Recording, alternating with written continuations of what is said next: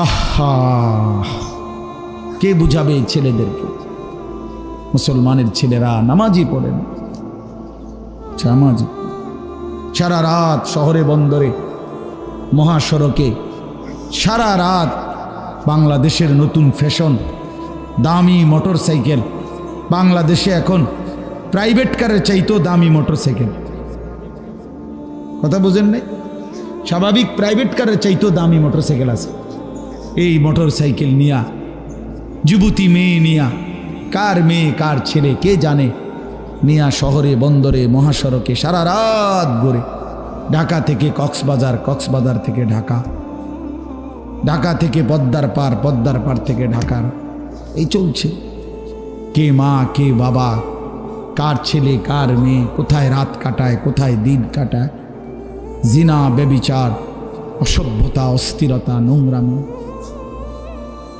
এই আমার অসংখ্য ছেলে। আপনারা যারা বাবা, আপনারা জানেন না, আমি জানি। ছেলেদের প্রতিটা নড়াচড়ার খবর রাখি আমি প্রতিনিয়ত। এই মোবাইলের মাধ্যমে বর্তমানে লক্ষ লক্ষ ছেলে বাংলাদেশের প্রতিদিন প্রতি রাতে এই মোবাইলে অনলাইনে জুয়া খেলে, জুয়া খেলে। এই জুয়ারি বাবার সব শেষ করে দিছে, পরিবারকে ফকির বানায় দিছে। এই সেদিন হুজুর উত্তরবঙ্গ থেকে এক ছেলে আমার কাছে আসছে, আইসা জড়াই ধরে এমন কান্দা। আমি বললাম কি হয়েছে বাপ? ক হুজুর আমার বাবার ফার্নিচারের দোকান ছিল, 2.5 লক্ষ টাকা বাবার ফার্নিচারের দোকানের টাকাটা পুঁজি চুরি করে নিয়ে নিছি, নিয়া অনলাইনে মোবাইলে জুয়া খেলতে গিয়ে টাকাটা শেষ। এখন বাপেও ফকির, আমিও ফকির। বাবাও পথে বসে গেছে, আমিও পথে। আমি এখন কি করবো?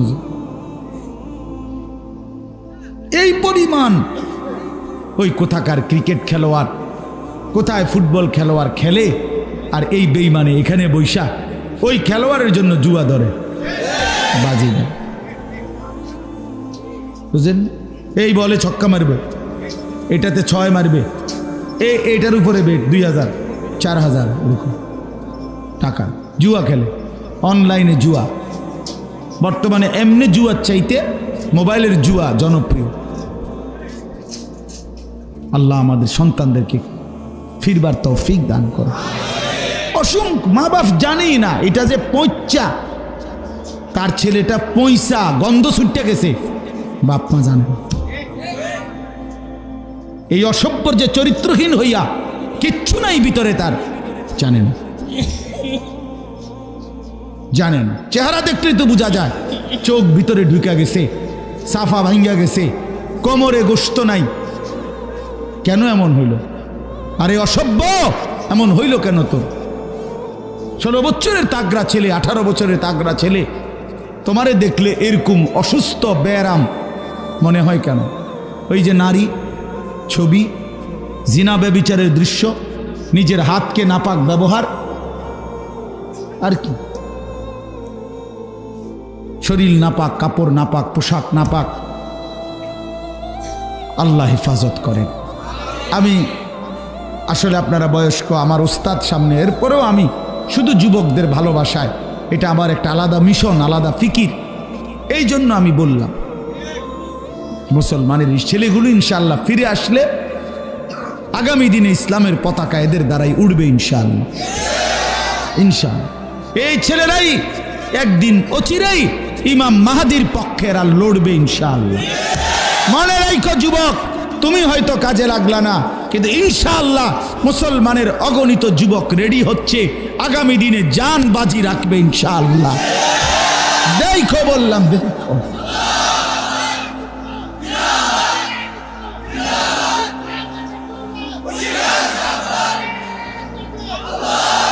আমরা হতাশ হই নাই, আমাদের ওলামায়ে কেরাম হতাশ না।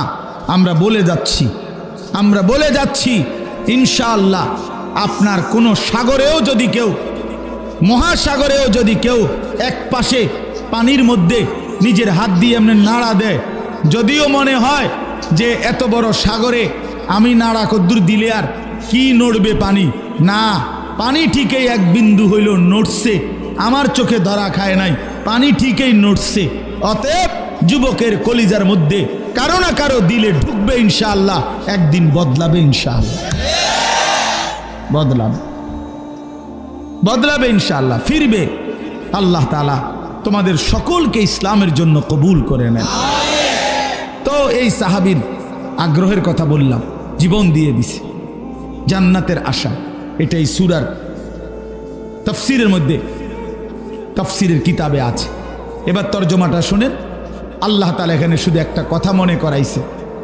আল্লাহ তাআলা আমাদেরকে বলছে, বান্দা একটি লম্বা সময় ধরে আমি আল্লাহ তাআলা এই পৃথিবীতে ধীরে ধীরে প্রসেসিং করে তোমাকে বানিয়েছি। প্রতিটা মানুষকে আমি বানিয়েছি। মানুষকে আল্লাহ তাআলা 7টি স্তরে বানিয়েছেন। 1 নাম্বার মাটি, 2 নাম্বার বীর্য, 3 নাম্বার জমাট রক্ত, 4 নাম্বার গোশতের টুকরা, 5 নাম্বার হাড্ডির খাঁচা, 6 নাম্বার গোশতের আবরণ, 7 নাম্বার রূহ ফুঁকে দিয়ে মায়ের পেট থেকে বের করছেন। এই 7টি ধাপের মধ্যে আল্লাহ বলেন, বান্দা প্রথম মাটি। এবার মনে রাখো, মাটির যেই অস্তিত্বের মধ্যে তোমার অস্তিত্ব ছিল, সেটা তুমি 1 মিনিট চোখ বন্ধ করে ভেবে দেখো, কত লম্বা সময় ধরে মাটির মধ্যে আমি আল্লাহ তোমার অস্তিত্ব সংরক্ষণ করেছি। সেটা পৃথিবীর কেউ জানে না, শুধু আমি জানি। মাটি থেকে নির্দিষ্ট পরিমাণ খাবার আমি আল্লাহ উৎপাদন করেছি। সেই খাবারের মধ্যেও তোমার অস্তিত্ব ছিল, সেটা কেউ জানতো না, আমি জানি। নির্দিষ্ট পরিমাণ খাবার তোমার বাবা খেয়েছে, ভক্ষণ করছে, এতে করে নির্দিষ্ট পরিমাণ বীর্য তৈরি হয়েছে। সেটা কতদিন ছিল বাবার কাছে তোমার অস্তিত্ব, সেটা আমি আল্লাহই জানি, বীর্যের আকারে। এরপরে বাবা মায়ের মিলনে স্বামী স্ত্রী উভয়ের মিশ্র বীর্য একত্রিত করে একটি নির্দিষ্ট জায়গা রেহেমে জরায়ুতে আমি আল্লাহ স্থাপন করেছি তোমাকে তৈরি করার জন্যে, সেটাও কেউ জানতো না। 10 মাস তারপরে আবারও মায়ের সেই জরায়ুতে আমি আল্লাহ ধীরে ধীরে এই জমাট রক্ত, গোশতের টুকরা, হাড্ডির খাঁচা, গোশতের আবরণ, চোখ, নাক, কান, হাত, পাও দিয়ে একদিন মায়ের পেট থেকে আমি আল্লাহ তোমারে এই পৃথিবীর আলো দেখাইছি। আল্লাহ বলে, বান্দা বুঝে দেখো, হাল আতা আলাল ইনসানি হিনুম মিনাদ দাহর, যুগের পর যুগ মানুষের উপর দিয়ে এতটা লম্বা সময় পার হইছে বান্দা, লাম ইয়াকুম শাইআম মাযকুরা, তোমার উল্লেখ করার মতো কোনো নাম, ঠিকানা, নিশানা, কোনো চিহ্ন, কোনো নথিপত্রে কোথাও তোমার কোনো আলোচনা ছিল না। অথচ তুমি মাটির মাঝে ছিলা, তুমি খাবারের কণিকায় ছিলা, তুমি বাবার বীর্যে ছিলা, তুমি মায়ের জরায়ুতে ছিলা। আমি জানতাম, আমি ধীরে ধীরে প্রসেসিং করে তোমার এই অবস্থায় এনেছি। পৃথিবীর কোনো কাগজে, পত্রে, আলোচনায় তোমার কোনো নাম নিশানা ছিল না। ছিল? কথা বলেন। একজন উচ্চশিক্ষিত ব্যক্তিকে, যিনি কম্পিউটার, ইন্টারনেট, অনলাইন, গুগল এগুলো খুব বুঝে মনে করেন, ওনারে বলেন আগামী 30 বছর পরে কোন মাটির কণিকা থেকে কোন মানুষ তৈরি হবে, এটা বলে দাও, পারবে কোথাও? গুগল সার্চ করলে এটা বের হবে না, কোথাও নাই। আল্লাহ বলেন, ইন্না খালাকনাল ইনসানা মিন নুতফাতিন আমশাজ। এই নুতফাতিন আমশাজ মানে হলো স্বামী স্ত্রী উভয়ের বীর্য একত্র করে আমি আল্লাহ তাআলা জরায়ুর মধ্যে স্থাপন করে আমি আল্লাহই মানুষকে সৃষ্টি করেছি। সুবহান। এখন প্রশ্ন হইল যে এই যে লম্বা সময় মাটি, খাবার, বীর্য, মায়ের জরায়ু, এরপরে 10 মাসের ধীরে ধীরে এই প্রসেসিং, আল্লাহ বলেন এতটা লম্বা সময় ধরে আমি আল্লাহ যে তোমারে ধীরে ধীরে বানাইলাম, এই পর্যন্ত আইনা মায়ের পেট থেকে পৃথিবীর বুকে আলো দেখাইলাম, কথা বলার শক্তি, হাত নাড়াইবার শক্তি, চিন্তা করবার শক্তি সব আমি দিলাম। তুমি কি একটা বারো ভাবলা না যে আল্লাহ এত দিন লাগাইয়া, এত সময় ব্যয় করে, এত সুন্দর যত্ন করে আপনি আমারে কেন বানাইলেন? এই আমার কথা শেষ, আর অল্প, এই 5টা মিনিট লাগবে না। বলেন, এই কথা কি ভাবা উচিত ছিল না ভাই? কথা বলেন না, এই কথা ভাবা উচিত ছিল কি না বলেন? তো কেন ভাবলেন না? ওই যে ওই অপদার্থ, এই বেটা অপদার্থ, তুই বেটা উঠে যা বেটা, আরে বেটা তোকে বলছি বেটা, এই গঞ্জিওয়ালা আবারও সে পিছনে তাকায়। কি পরিমাণ অপদার্থ দেখছেন? মোবাইলটা নিয়ে যে তুমি বারবার ছবি উঠাও নিজে নিজে, পাগল? হ্যাঁ হ্যাঁ, না না, দুই একজনের বোঝা উচিত যে এতটা বড় ব্যাককল। ভেবে দেখেন কারে বলে, কি গরুরে বলে না ছাগলরে বলে তাও জানে না। চল বেটা জিন্দিগি এভাবেই চালা। এই জন্য বললাম, আল্লাহ তাআলা বলে বান্দা তুমি কি একবারও ভাবলা না, তুমি কি একবারও জিজ্ঞেস করলা না যে আল্লাহ এত যত্ন করে এত সুন্দর করে আপনি আমারে কেন বানাইলেন এত সময় লাগাইয়া? তো আল্লাহ তাআলা এই কথাটার উত্তর দিচ্ছে যে বান্দা যদি তোমার দিলে ভাবনা আসে যে আমারে আল্লাহ আপনি কেন বানাইলেন, তো আল্লাহ বলেন উত্তর দিচ্ছে কেন বানাইলাম শুনো। এই লম্বা সময় যুগের পর এই সূরা দাহার, দাহার মানে যুগ, যুগ যুগ ধরে লম্বা সময় পার করে আমি আল্লাহ মানুষকে সৃষ্টি করেছি কেন? নাবতালিহি, পরীক্ষা করার জন্য। কি করার জন্য বাপ? সবাই বলেন, আবার বলেন, আবার বলেন, আবার বলেন, পরীক্ষা করার জন্য। নাবতালিহি লিয়াবলুয়াকুম লিনাবলুয়াহুম ওয়ালা নাবলুয়ান্নাকুম ওয়া নাবলুকুম, এই সবগুলো কোরআনের শব্দ। অর্থ হলো পরীক্ষা করার জন্য, পরীক্ষা করার জন্য, পরীক্ষা করার জন্য, পরীক্ষা করার জন্য। আল্লাহ বলছে বান্দা বানাইছি পরীক্ষা করার জন্য। এখন কি পরীক্ষা, কিসের পরীক্ষা করবেন মাওলা? তো আল্লাহ বলেন তুমি জানো বান্দা শোনো, ঘটনাটা হইলো এই, আমি তোমার এনে থাকতে দিতাম না, তুমি চাইলেও না, না চাইলেও না। সুখে থাকলেও তুমি এনে থাকতে পারত না দুনিয়ায়, দুঃখে থাকলেও তুমি এখানে থাকতে পারত না। মূল ঘটনা হলো বান্দা আমি তোমারে অস্থায়ী এই দুনিয়ায় অনির্দিষ্ট কয়েকটা দিন তোমার জন্য রাখমু, পুরা টাইম স্থায়ীভাবে তোমারও থাকতে দিব না, দুনিয়ারও থাকতে দিব না, কিচ্ছু রে না দেবো না আমি, এটা দাও চাইলেও না, না চাইলেও না। জীবনে হাসলেও তুমি মরে যাইবা, কাঁদলেও মরে যাইবা। সুখের অট্টালিকা থেকেও মৃত্যু হয়, দুঃখের কুড়ে ঘর থেকেও মৃত্যু হয়, হয় না? হ্যাঁ, জীবনে যে কোনো দিন দুঃখ দেখে নাই সেও মরে যায়, জীবনে যে কোনো দিন সুখ দেখে নাই সেও মরে যায়। প্রিয় বন্ধু কেউ থাকবে না। আল্লাহ তাআলা বলে বান্দা এ মূল বিষয় হলো আমি তোমার জন্য একটা আসল বাড়ি বানাইছি, একটা স্থায়ী ঠিকানা আছে তোমার জন্য, সেটা হলো আখেরাত, সেটা হলো জান্নাত। আমি সেখানে তোমাকে থাকতে দেব, মূলত রাখবো। ওইখানে থাকার জন্য এখানে কয়টা দিন তুমি পরীক্ষা দিতে হবে, আর এই পরীক্ষাই দিয়ে আমি দেখব তুমি কি জান্নাতের সেই স্থায়ী ঠিকানায় থাকতে চাও কি না। এখন আসেন, আপনি বুঝলেন যে আমারে আল্লাহ পরীক্ষার জন্য বানাইছেন, আর পরীক্ষার বিষয়বস্তু হলো আমি দুনিয়ার এই অল্প সময়ে জান্নাতে যেতে চাই কিনা, এই পরীক্ষা, ঠিক কিনা বলেন? এবার আমার প্রশ্ন হলো মাওলা আপনি পরীক্ষায় পাশ করার জন্য, উত্তীর্ণ হওয়ার জন্য, জান্নাতে পৌঁছার জন্য আপনি আমারে কি কি ব্যবস্থাপনা দিলেন? বই কই, সিলেবাস কই, শিক্ষক কই, কাগজ কই, কলম কই, খাতাপত্র কই, এগুলো কই? কথা বুঝছেন? এগুলো দিতে হবে না, আমি পরীক্ষায় তো পাশ করতে হবে, তো আমার পরীক্ষার বিষয়বস্তু কই, কি কই, এগুলো কোন, এগুলো কি? তো আল্লাহ তাআলা বলেন তিনটি ব্যবস্থাপনা আমি তোমাকে দিয়েছি, তুমি দেখো বুঝা।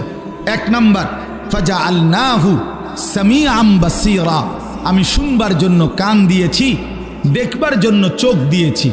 তাফসীরের মধ্যে লিখছে মূলত এই দুইটা অঙ্গ আল্লাহ মিসাল স্বরূপ, উদাহরণ স্বরূপ বলছে। অর্থ হইল তোমাকে মাথার চুল থেকে পায়ের নখ পর্যন্ত, বাহির এবং ভিতর এমন একটা শরীর আমি আল্লাহ দিয়েছি। আল্লাহ বলে কসম বান্দা যতগুলো হুকুম আমি করেছি, যতগুলো নিষেধ আমি করেছি, প্রতিটা হুকুম পালন করা, প্রতিটা নিষেধ বর্জন করার 100 ভাগ যোগ্যতা আমি আল্লাহ দিয়েই তোমার এই শরীরটা বানাইছি। এমন একটা হুকুম আমার নাই যেটা তুমি পারবা না, এটা নাই। এমন একটা নিষেধ নাই যেটা তুমি বাঁচতে পারবা না। এমন কোনো বিষয় আমি তোমার দেহের মধ্যে দেই নাই। কথা বুঝছেন? আমার কোমর বাঁকা হয়, এই জন্য রুকু করতে বলছি। আমার কোনুই, হাঁটু, কোমর সব কিছু ভাঙ্গা নিচের দিকে যাওয়া যায়, এই জন্যই সেজদা দিতে বলছি। যদি আমারে তাল গাছ বানাইয়া কইতো সেজদা দিতে, তাইলে না জুলুম হইতো। কথা বোঝেন নাই? তো আমার দেহে আল্লাহ তাআলা আল্লাহকে মানার যোগ্যতা দিয়েছেন কিনা? কথা বলেন না কেন? ইসলামী শরীয়তের একটা বিধান বলেন যেটা আমার দেহের সাথে মানানসই নয়, কি সেটা? নাই, এমন কোনো বিধান নাই। যিনি নারীর দিকে তাকাইছেন তো চোখ সামনে পড়ছে মহিলার দিকে। এখন যদি এমন হইতো একবার কোনো মহিলার দিকে নজর পড়লে আমার চোখ আর নিচের দিকে নামাইবার সিস্টেমে নাই, এমন চোখ নিচের দিকে নামানো যায়? তো যায়। তো আল্লাহ তাআলা যেটা নিষেধ করছেন ভিন নারী দেখো না, তো সেটা মানার যোগ্যতা শরীরের মধ্যে দিছেন কিনা? এই সোজা কথা। এটি সারা রাত উদাহরণ দেওয়া যাবে। যা আল্লাহ তাআলা হুকুম করছেন, যা নিষেধ করেছেন, তা মানার যোগ্যতা শতভাগ দেহের মধ্যে দিয়েছেন। কুল্লু মাউলুদিন ইউলাদু আলাল ফিতরা ফিতরাতাল্লাহিল্লাতী ফাতারান নাসা আলাইহা। আল্লাহ বলেন, রাসূলও বলেন, মানব সন্তানকে আল্লাহকে মানার, দিন মানার যোগ্যতা দিয়ে আল্লাহ পৃথিবীতে ভূমিষ্ঠ করেছেন। তাহলে এই একটা। 2 নাম্বার, ইন্না হাদাইনাহুস সাবিলা, এখানে 2টা। আল্লাহ তাআলা বলেন আরো 2টা জিনিস আমি তোমার সামনে দিছি। 1, তোমার শরীরে আমারে মানবার, পরীক্ষায় পাশ করবার যোগ্যতা দিছি। 2 নাম্বার, তোমারে বুঝাইয়া বলার জন্য জান্নাতের রাস্তা, হেদায়েতের রাস্তা, পরীক্ষায় পাশ করার রাস্তা বুঝাইয়া দেওয়ার জন্য যুগে যুগে আমি আল্লাহ নবী রসুল আর নবী রসুলের পরে ওলামায়ে কেরাম প্রত্যেক জামানায় আমি দিয়েছি তোমাকে জান্নাতের রাস্তা, উত্তীর্ণ হওয়ার রাস্তা বুঝাইয়া বলার জন্য। কাজেই এমন কোন যুগে হইছে তোমার, যেই যুগে আলেম ছিল না, তোমারে বুঝাইয়া বলা, হক না হক, হালাল হারাম, জায়েজ না জায়েজ বুঝাইয়া দেওয়ার মতো জমিনে কেউ নাই? এমন কখন? বলেন, কথা বলেন না কেন? তাইলে কি আল্লাহ তাআলা বলেন এই দ্বিতীয় ব্যবস্থা হলো আমি আল্লাহ নবী রসুল এবং নবী রসুলের পরে ওলামায়ে কেরাম দিয়ে তোমার হেদায়েতের রাস্তা বুঝাইয়া দেওয়ার যাবতীয় ব্যবস্থা আমি করেছি। 3 নাম্বার, আমি তোমাকে বুঝবার জন্য সরাসরি আমার আসমানি কিতাবই তোমার সামনে রাখছি। এই যে ধরো, এটা নাও। তো আল্লাহ তাআলা বলেন মানার যোগ্যতা দিছি শরীরে, বুঝাইয়া বলার জন্য নবী রসুল ওলামা দিয়েছি, বুঝবার জন্য কিতাব দিয়েছি। এবার সমস্যা কি করে বলেন ভাই? বুঝলে বলেন একজন ভাই যে এবার কি অসুবিধা? কথা বুঝছেন কিনা? এবার আল্লাহ বলেন ইম্মা শাকিরা ওয়া ইম্মা কাফুরা। এবার শুধু আমি দেখব, সব ব্যবস্থাপনা আমি দিয়েছি। বুঝাইয়া বলার জন্য ওলামা আছে, বুঝবার জন্য কিতাব আছে, মানবার যোগ্যতা শরীরের মধ্যে আছে। এবার আমি শুধু দেখব তুমি বান্দা আমার অনুগত নাকি অবাধ্য। ইম্মা, কি মিল কোরআনে বলছেন, কি সুন্দর। ইম্মা শাকিরা ওয়া ইম্মা কাফুরা। এবার দেখব তুমি কৃতজ্ঞ না অকৃতজ্ঞ, অনুগত নাকি অবাধ্য। তো যদি প্রশ্ন করেন যে অবাধ্য হইলে কি করবেন, হ্যাঁ, আর অনুগত হইলে কি করবেন, আল্লাহ বলে শোনো, ইন্না আতাদনা লিল কাফিরিনা, সমস্ত নাফরমান, অবাধ্য, বেঈমানের জন্য আমি আল্লাহ পাপীর জন্য আখিরাতে 3টা জিনিস রাখছি। 1 নাম্বার, সালাসিলা, আগুনের শিকল, 70 হাত লম্বা, 70 জিরাআন ফাসলুকুহু, 70 হাত লম্বা আগুনের শিকল দিয়া তোমারে বেঈমান ফেরেশতা আমার তোরে বাঁধবে। 1 নাম্বার। 2 নাম্বার, ওয়া আগলালা, তোর গলায় বেড়ির মতো বান দিবে। এটা এরকম, আমি আপনাদের দেখাইলে বুঝবেন। সূরা ইয়াসিনের মধ্যে আছে, ইন্না জাআলনা ফি আনাকিহিম আগলালান ফাহিয়া ইলাল আদকানি ফাহুম মুকমাহুন। এইটা আল্লাহ বলছেন প্রত্যেক পাপী নাফরমান, এই বেনামাজি সন্তান মনে রাখো, হারামখোর, সুদখোর, ঘুষখোর, কিস্তিওয়ালা, মনে রাখো, বেপর্দা মহিলারে বইল যে প্রত্যেকটা পাপী নাফরমানকে হাসরের ময়দানে ফেরেশতারা এই দুই হাত ঘাড়ের পিছনে দিয়া, এইভাবে দিয়া, এই থুতনির নিচে এই দুই হাতের এই অংশ দিয়ে এইভাবে বান দিয়া রাখবে, এইভাবে। দেখছেন, এইটাই হলো এই সূরা ইয়াসিনের এই কথার অর্থ। ইন্না জাআলনা ফি আনাকিহিম আগলালান ফাহিয়া ইলাল আযকানি ফাহুম মুকমাহুন। অর্থাৎ এইভাবে যখন ফেরেশতা বান দিবে, খোদার কসম বেঈমান আর কোনোদিন এক সেকেন্ডের জন্য চোখটা আর মাটির দিকে নামাইতে পারবে না। এভাবে দিয়ে রাখলে হেডা নামাইব কেমন? এই আল্লাহ বলেন, এক নাম্বার আগুনের শিকল রাখছি তোর জন্য, আগলালান বেড়ির মতো বেঁধে দিবে, ওয়া সাঈরা আর জাহান্নামের আগুন রেখেছি। এবার অনুগত হলে পুরস্কার কি? এই পুরস্কার আল্লাহ বলেন, ইন্নাল আবরারা ইয়াশরাবুনা মিন কাসিন কানা মিজাজুহা কাফুরা আইনান ইয়াশরাবু বিহা ইবাদুল্লাহ। আল্লাহ তাআলা বলেন, প্রথম হইল পুরস্কার কি? অনুগত হইলে আল্লাহ বলে প্রথম ফানি দিয়ে শুরু করি। বুঝেন নাই কথা? প্রথম কি দিয়ে শুরু করি? পানি দিয়ে, পানীয় দিয়ে শুরু করি। আল্লাহ বলেন, আমার অনুগত বান্দাকে পান করানো হবে এমন পাত্রের পানীয়, যেই পাত্রের প্রত্যেক পানির সাথে আমি আল্লাহর জান্নাতে একটা ঝর্ণা আছে, স্পেশাল ঝর্ণা, যেটার নাম হচ্ছে কাফুর। ওই কাফুর ঝর্ণা থেকে মিশ্রিত পানি মিশিয়ে আমার বান্দাকে প্রতি গ্লাস, প্রতি জগে পানীয় পান করানো হবে। ইউফাজ্জিরুনাহা তাফজীরা, আমার বান্দা নিজ হাতে সেই ঝর্ণার পানি প্রবাহিত করবে। দাঁড়ি করব, কোরআন শরীফে আছে। এক কথাই বলি তাইলে সহজে বুঝবেন। আল্লাহ বলেন, আমার জান্নাতি বান্দার মেহমানদারিটা কেমন হবে?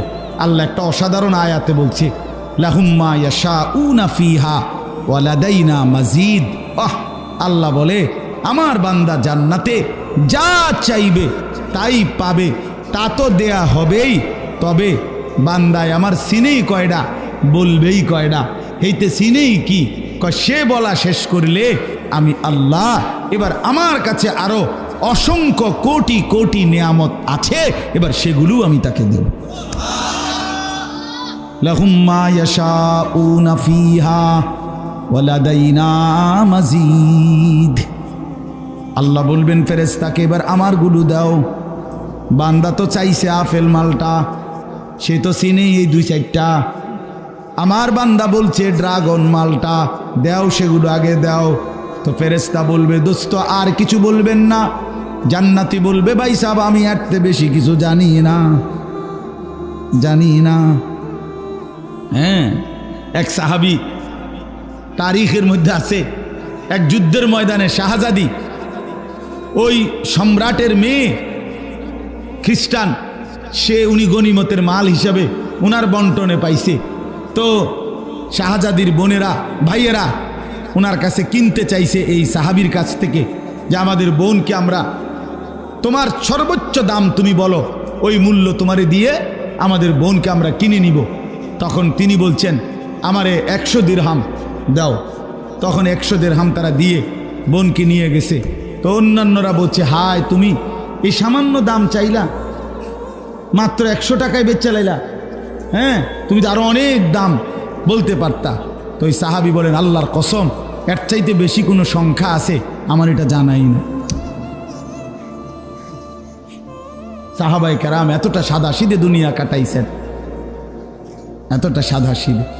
তো এই জন্য বললাম, আল্লাহ তাআলা বলেন, বান্দা বান্দা যা চাইবে তা তো দেবই, আমি আল্লাহ নিজের থেকে অগণিত দেব, অগণিত দেব। এই জন্য প্রিয় ভাই, রাত গভীরে এই আজকে আমার এতটুকুই কথা। আমরা প্রত্যেকে ইনশাআল্লাহ নিজের জীবনের কদর করি।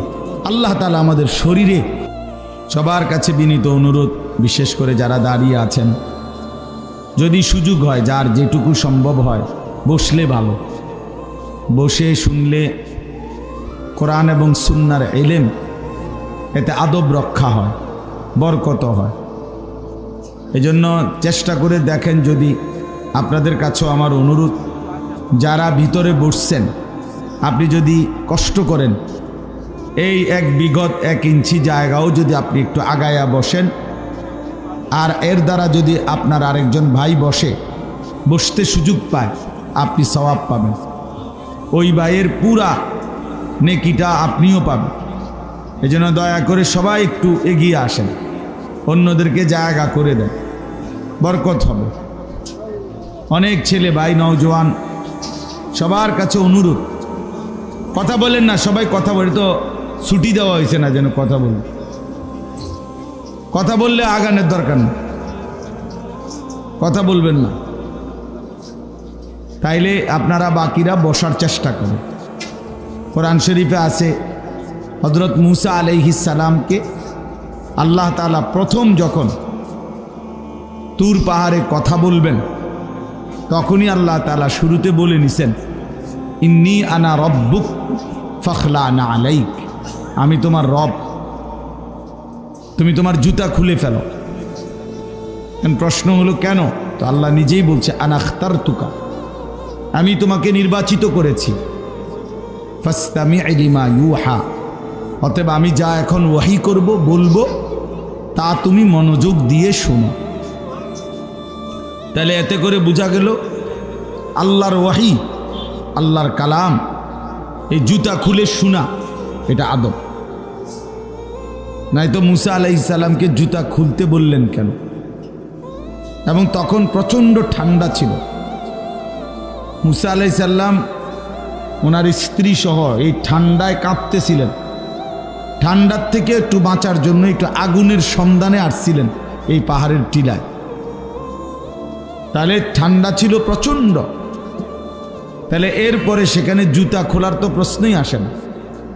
উচিত তো আরও মৌজা কম্বল গায়ে দেওয়া, কিন্তু আল্লাহ তাআলা বললেন জুতা খোলো।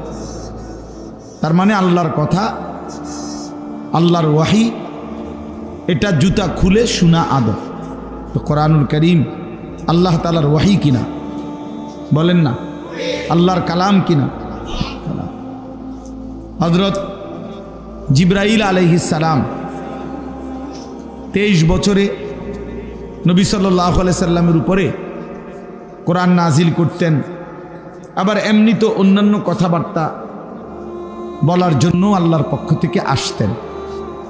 তো তিনি যখন মানুষের আকৃতিতে রাসূলুল্লাহ সাল্লাল্লাহু আলাইহি সাল্লামের সামনে আসতেন, কখনো অদৃশ্যভাবেই আসতেন, নবীজি সাল্লাল্লাহু আলাইহি সাল্লামের সাহাবীরা সেটা দেখতো না।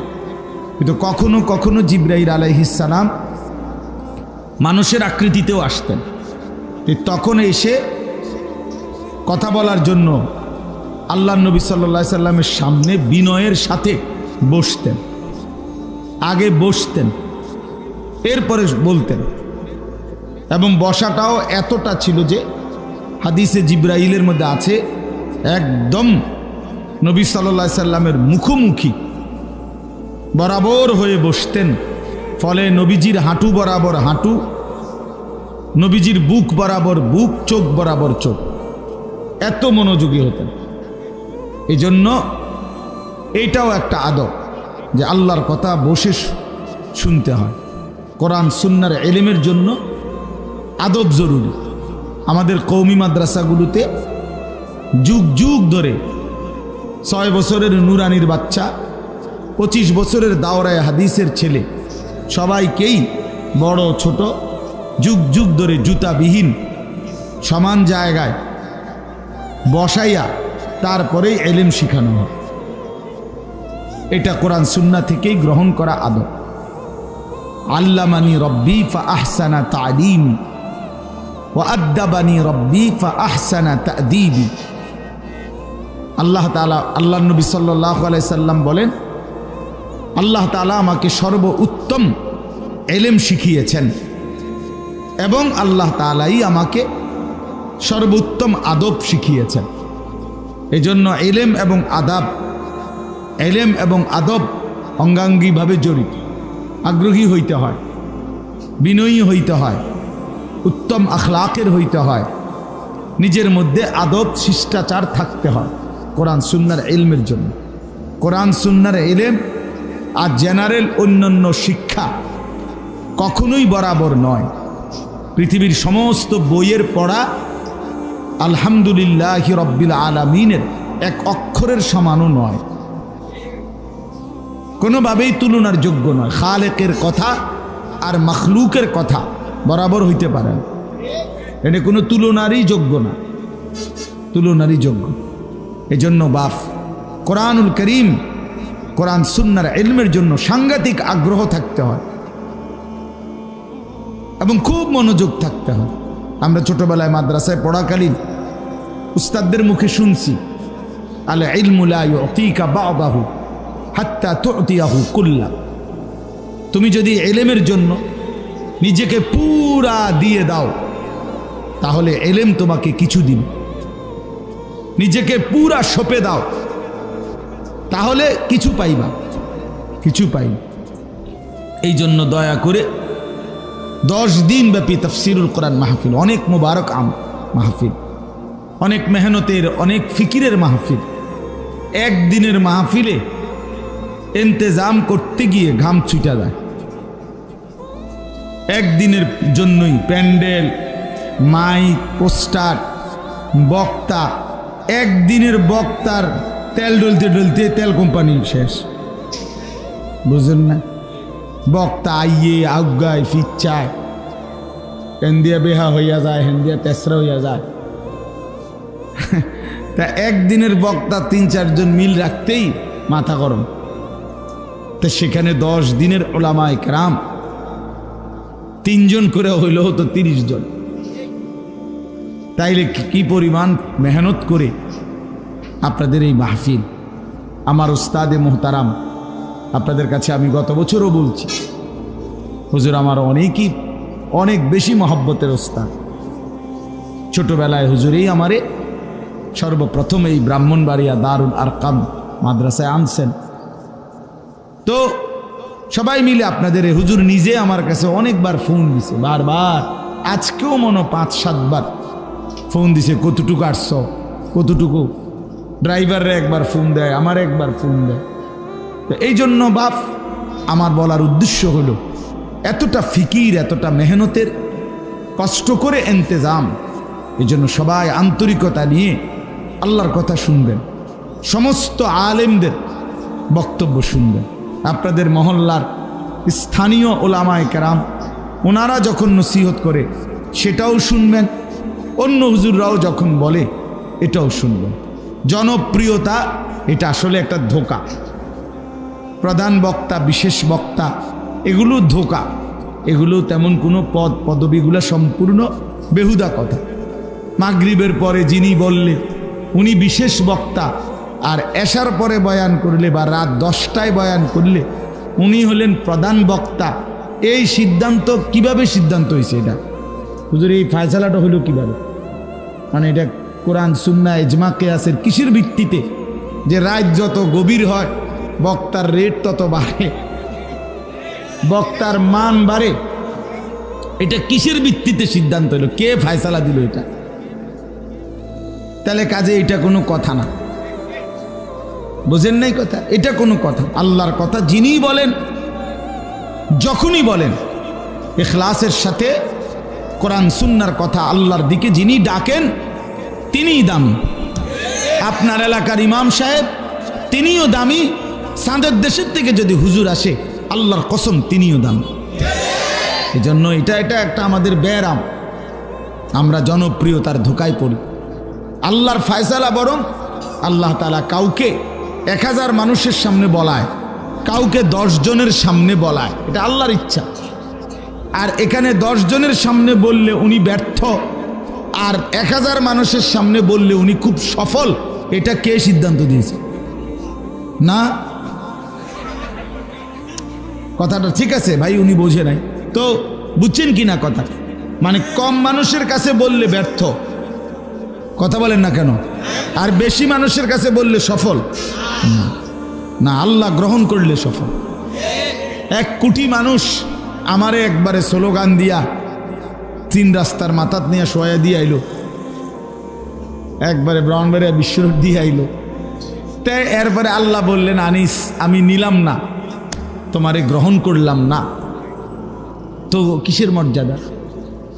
মানুষের এই বাহাবা দিয়ে কি আসবে তখন বলেন? এই জন্য বাপ, এটা কোনো কথা না। বরং আমাদের সমাজে ইদানিং এই একটা বিভেদ, যে স্থানীয় নিজ মসজিদের ইমাম সাহেব ওলামায়ে কেরাম বয়ান করলে মনোযোগ দেয় না, আমরার হুজুর আসরের পরে কে বন হুজুর, এলাকার হুজুর টুজুররা কিছু করবে, এমনি ব্যাটকা এলাকার হুজুর টুজুররা ফাজিল কোথাকার। এটা এলাকার হুজুর বললে এটা একটা কোনো রকম হয়ে গেল। আমার একজনে বলতেছে একদিন, হুজুর এলাকার হুজুররা কিছু টুকটাক কিছু কইব টইব। তাই বললাম টুকটাক কিতা? আল্লাহর কথা বুঝি টুকটাক? আল্লাহর কথা ফাইজলামি? হ্যাঁ, আস্তাগফিরুল্লাহ, আস্তাগফির। এটা কোনো কথা হলো? হ্যাঁ, আমরা হুজুর মানে আপনার হুজুর কিছু জানে না, এটা ঠিক না। বরং সমস্ত উলামায়ে কেরামকে কদর করা উচিত। কদর, আমি অনেক সময় বলি, একেবারে দিল থেকে বলতেছি, বেতাকাল্লুফ বললাম। দূরের থেকে হুজুর আনলে বেচারার কপালে 40,000 50,000 টাকা জোটে, তারে আনতে গিয়া হ্যাঁ এতগুলো টাকার দামাদামি মুলামুলি করে আনে। অথচ নিজ মহল্লার ইমাম সাহেব সারা বছর তিনি দোয়া করে, 5 ওয়াক্ত নামাজের পরে এই মহল্লাবাসীর কবরবাসীদের জন্য, নিজেদের জন্য দোয়া করে। ওই বেচারার কপালে মাহফিলের দিনও 200টা টাকা জোটে না। এটা জুলুম আর বেইনসাফি ছাড়া আর কিছু হইতে পারে না। এটা অন্যায় মিয়া, এটা অন্যায়, এটা অন্যায়। তোমার মসজিদের হুজুর, তোমার মহল্লার হুজুর বলে তার কোনো কদর নাই? তো যে হুজুর তোমার কাছে আসছে তিনি কোনো মহল্লার না, উনি সান্দের দেশে। আমি তো এই মাত্র সান্দের দেশের থেকে আসছি, ঠিক না? আমার চাচার বাড়ি তো সান্দের দেশ, তাইলে আমিও তো কোনো মহল্লারই, আমি তো কোনো গ্রামেরই, কোনো একটি এলাকারই। এই জন্য বাপ, কদর করা ওলামায়ে কেরামের প্রত্যেকের নসিহত আপনার আন্তরিকতার সাথে শুনবেন। যিনি মনোযোগ দিবেন ইনশাআল্লাহ, আমি বললাম তো, তার জীবন ধীরে ধীরে পরিবর্তন হবে। মনোযোগ না হলে, আল্লাহর কোরআনের প্রতি শতভাগ আগ্রহ না থাকলে কাঙ্ক্ষিত ফলাফল আসবে না। আরবি ভাষার একটা গুরুত্বপূর্ণ মূলনীতি আছে যে নতিজা আরজালের তাবে হয়। এটা আপনি বুঝেন, ছেলেরা তোমরাও বোঝো ভাই। ফলাফল নিকৃষ্টতার অনুপাতে হয়। ভালো এবং মন্দ দুইটা একসাথে মিশে গেলে ফলাফল আসে মন্দটা। যেমন সহজ উদাহরণ, একটি পানির টাঙ্কি 500 লিটারের, 500 লিটারের মনে করেন একটা গাজি টাঙ্কি পানির, এখানে 499 লিটার মোটর দিয়া পবিত্র পানি পুরাইছে। 1 লিটার এটার সাথে পেশাব দিছে, এই মিট 500 লিটার। এখন হইল কয় লিটার? 500 লিটার। তাহলে 499 লিটার পবিত্র পানি, 1 লিটার নাফাক পানি পেশাব একত্র হওয়ার পরে এখন এই পানির হুকুম কি বলেন? সবাই বলে। তাইলে কি আসলো? ফলাফল আসলো কোনটার? মন্দটার। ভালো এবং মন্দ মিশার পরে ফলাফল আসছে কোনটার? এইটারে কয় নতিজা আরজালের তাবে হয়। ফলাফল নিকৃষ্টতার অনুপাতে হয়। এই জন্য আমি বলি, বুট আর ওয়াজ দুইটা যখন একসাথে কারো হয় তো ফলাফল আসবে বুট। বাদাম এবং ওয়াজ, ফলাফল আসবে বাদাম। জুরানি আর ওয়াজ মানে ওয়াজও শুনছে, জুরাইছে, হ্যাঁ, কদ্দুর জুরাইছে, কদ্দুর ওয়াজ শুনছে, ফলাফল আসবে জুরানি। এটা গুরুত্বপূর্ণ, মনে রাখবেন। পরে জিজ্ঞাসা করবে, চাচা কি শুনলেন? বলেন, বলবে যে কথা তো সবই ভালো বলছে, কত কথাই তো কইছে, কোনটা কইতাম। আসলে কিচ্ছু মনে নাই ওনার, উনি কিছুই শুনে নাই মনোযোগ। এই জন্য বাপ, গাফেল না হওয়া, গাফেল না হওয়া, গাফেল না হওয়া। সবাই ইনশাআল্লাহ আল্লাহর কথার প্রতি আমার অনুরোধ, সব সময় মসজিদের জুমার বয়ান, মাহফিলের এই বয়ান, ওলামায়ে কেরামের ইসলাহি বয়ান যখনই শুনবেন তো পুরা দিল, কান, চোখ খাড়া করে ইন্না ফি যালিকা লাযিকরা লিমান কানা লাহু কলবুন আও আলকাস সামআ ওয়া হুয়া শাহীদ। আল্লাহ তাআলা বলেন, নিশ্চয়ই যে দিল, কান এবং সশরীরে উপস্থিত থেকে আল্লাহর কথা শুনে আল্লাহর কোরআনের মধ্যে তার জন্য নসিহত উপদেশ আছেই আছে, আছেই আছে। আসসালামু আলাইকুম ওয়া রাহমাতুল্লাহি ওয়া বারাকাতুহু।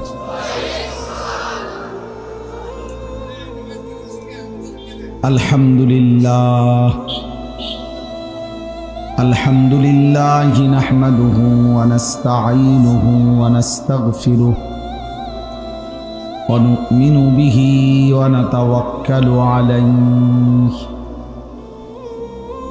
ওয়া নাউযু বিল্লাহি মিন শুরুরি আনফুসিনা ওয়া মিন